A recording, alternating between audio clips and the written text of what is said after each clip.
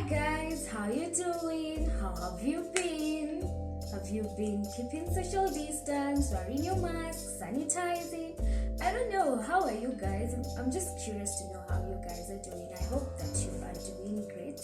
I'm doing fine since the last time I was in this space, and I'm very, very excited to be here today. And I want to introduce to you a guest that you'll be frequently seeing or listening to in the podcast. So his name is Larry. He's a video journalist. He's also a creative.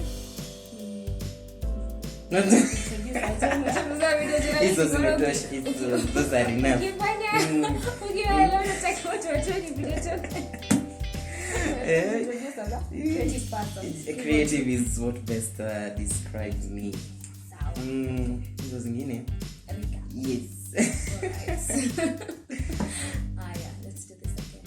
Hi guys, how are you doing? How has your week been?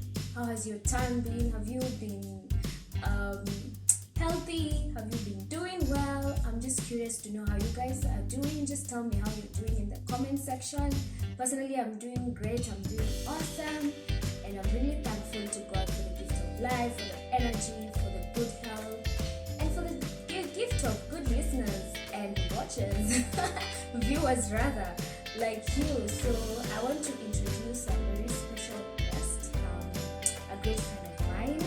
He's a creative person. This guy, his creative juices just flow.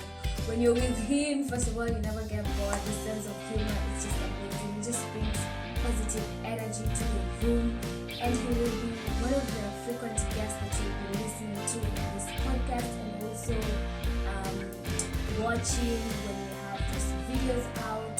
So you guys just look forward to it, and without further ado, I want you guys to get to hear also his voice. So Larry, thank you.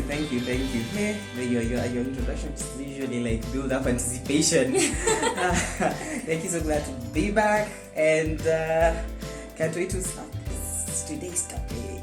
Yes, so today first of all, we're going down the memory lane so we can build up into something. And I want us to remember the days when we had strikes in campus. So I went to a public university. So you know, when you go to a public university, those strikes are inevitable. You know, they're part of life. They're part of your life.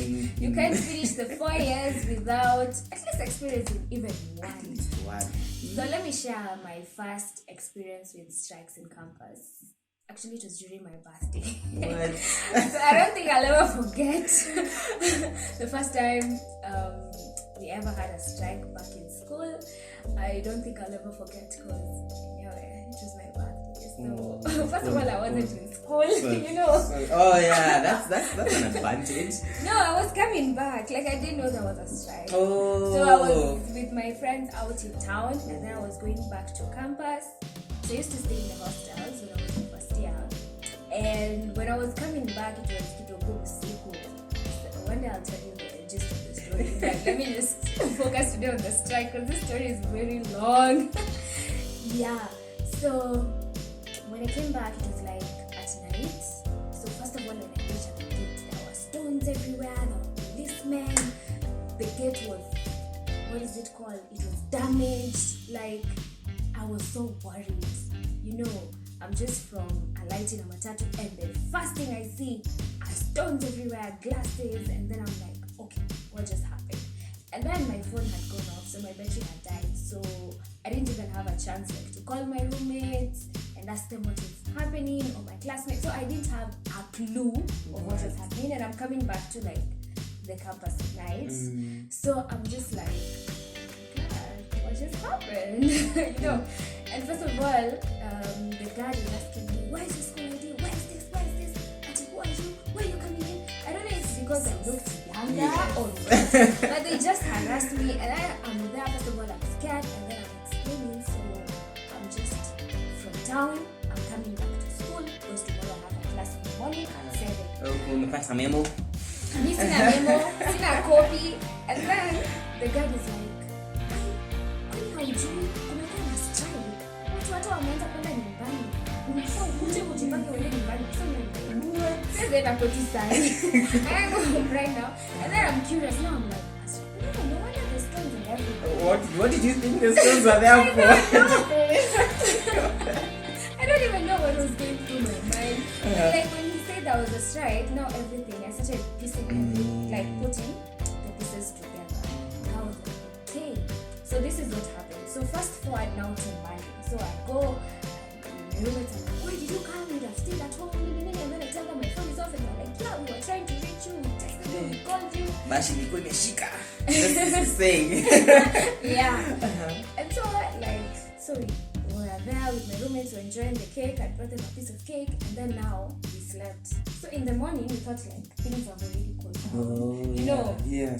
But I'm telling you, police officers came. What? This is like how long after the initial strike? It was like maybe like let's say a few hours, like 8 hours.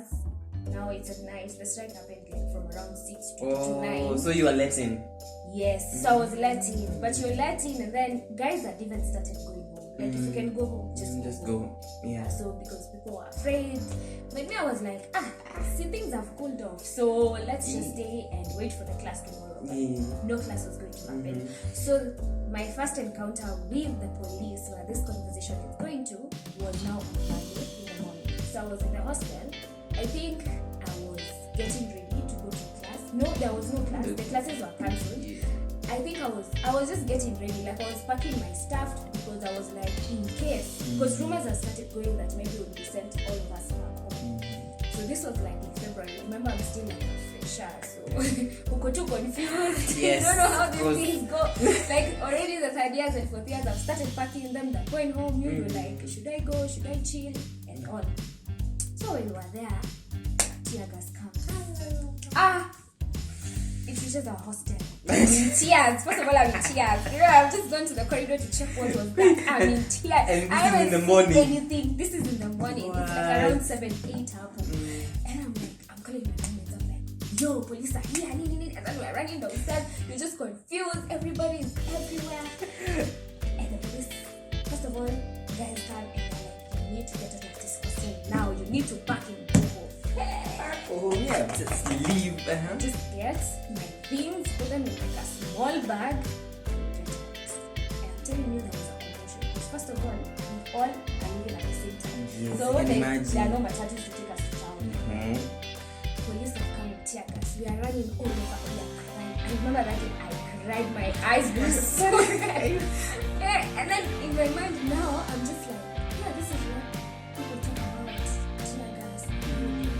And I'm like, I haven't even finished like 6 months this school, and I'm already a victim of strikes and everything, and I'm like, Jesus, oh my goodness, what is going to happen? So long story short, I was able to get to town and then to get home. Yeah, but that experience was so confusing because I remember I was running around everywhere.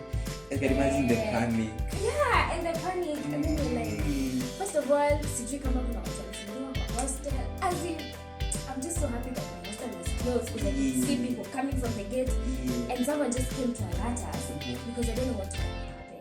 But that running with tear gas was like the worst experience ever. Because even when you get home, it doesn't leave you. Yeah, true.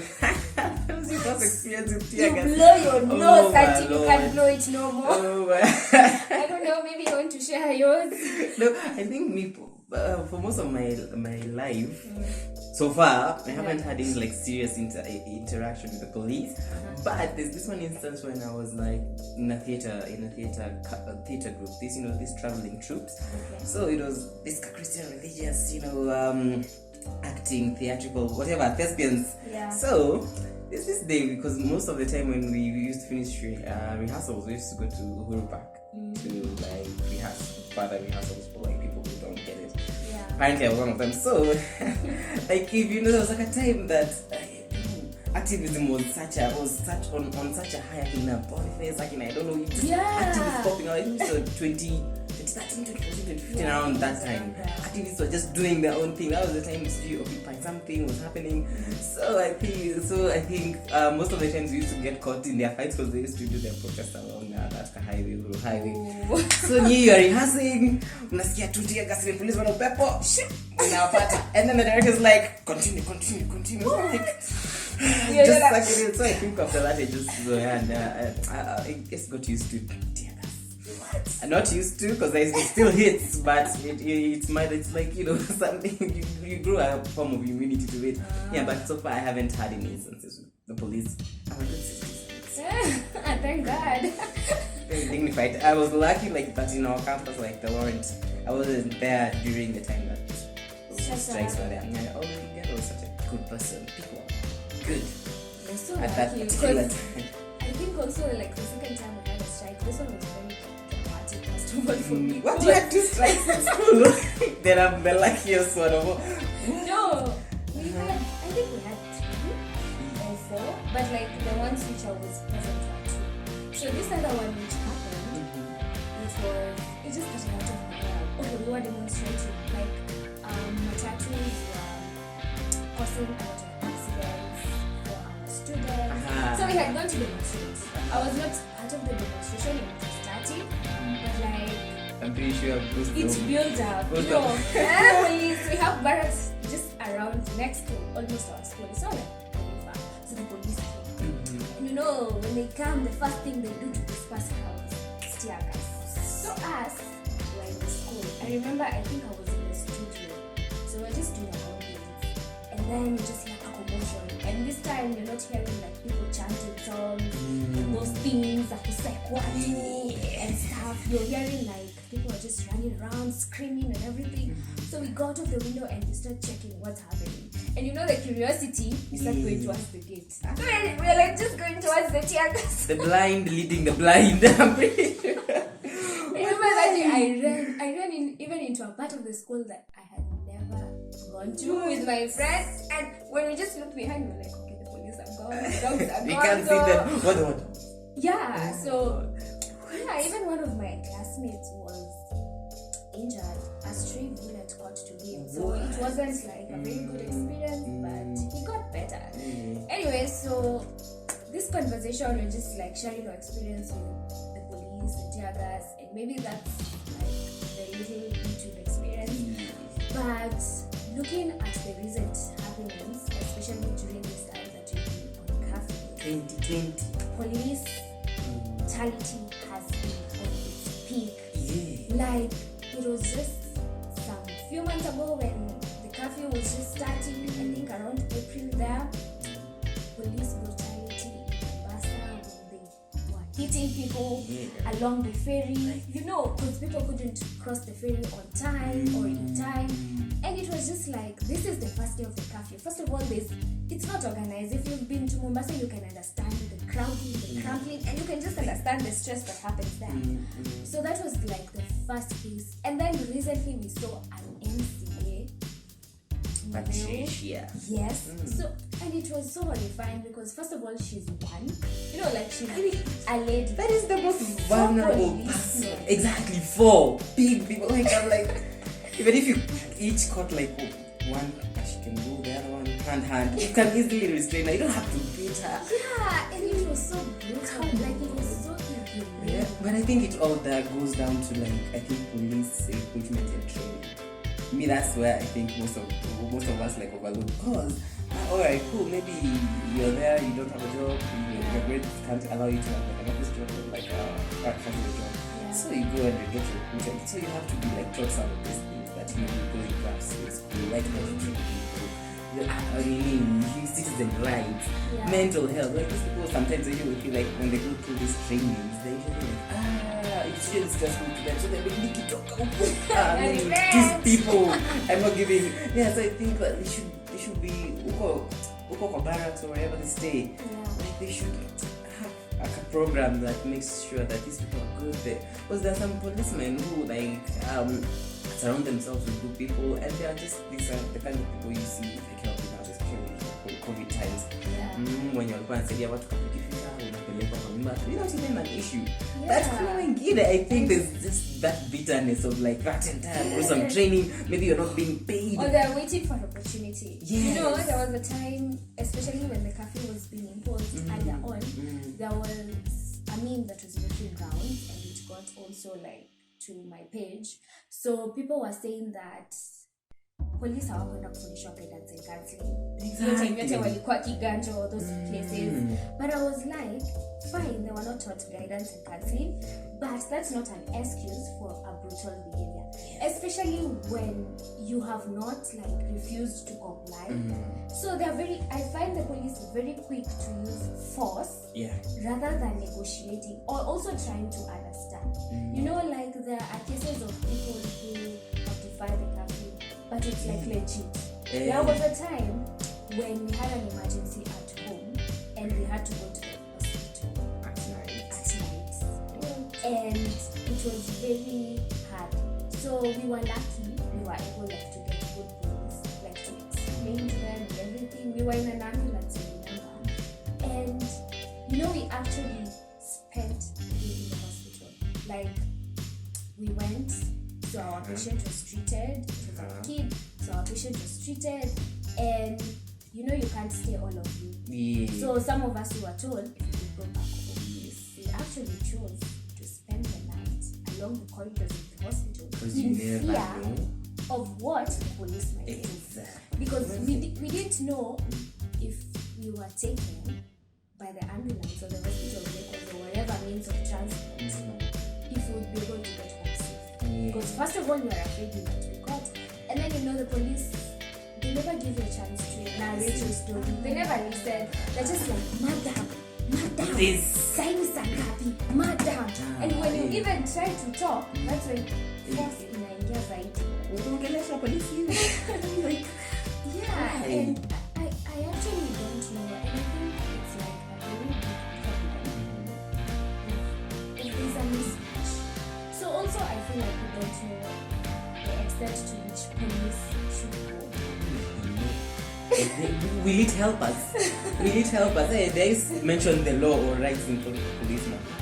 Oh yeah. You are just lighting a fire into that team. Yeah, you're just like, I know my friends. I know my friends. Don't never say that. Never say that to us. I think that's the worst one you can never say. Especially if you're caught like in traffic or I don't know whatever. This thing just comply. And you're on the right. Comply? I don't know. We ever caught ones with the traffic police around Murang. We were coming from Muranga to like Nairobi. And this guy was just. My aunt was like, because we were me and my aunt, and the issue was seatbelts. It's not even a seatbelt. They, like, you know, the government usually is like, the transport industry usually like, time certain years, like, install seatbelts this year, enforce it. 6 months pass, we forget. We forget about it. So it was during that time we were forgotten.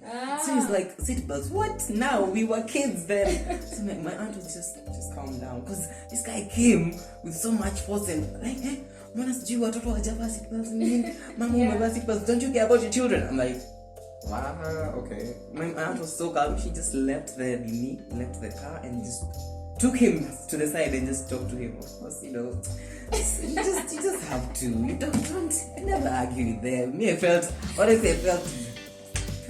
bad because now this guy, I'm pretty sure he was looking for a reason, because police was. They always look for a reason. If your driving license is legit, do they check your insurance? First, they'll check if your wheels. Just when we look at paint, you know, the time they were even looking at paint. Actually, this is not the original paint of this car. There was a time they were doing that. But those are traffic police. So there are different factions of police. There's the traffic police. There's the APs. And there are those who. I think I just see when things just get. Those ones are the ones they don't even speak. You run. I think you should like rank them. And you're like, Kimewana. Hata even if you are in I don't know if you're in State House, you see them, you will just run. Because I think we should rank them up. I think traffic police are usually the most not aggressive, like wow, those sana. The most aggressive ones, maybe APs, because those people. It depends though. I'm not saying all.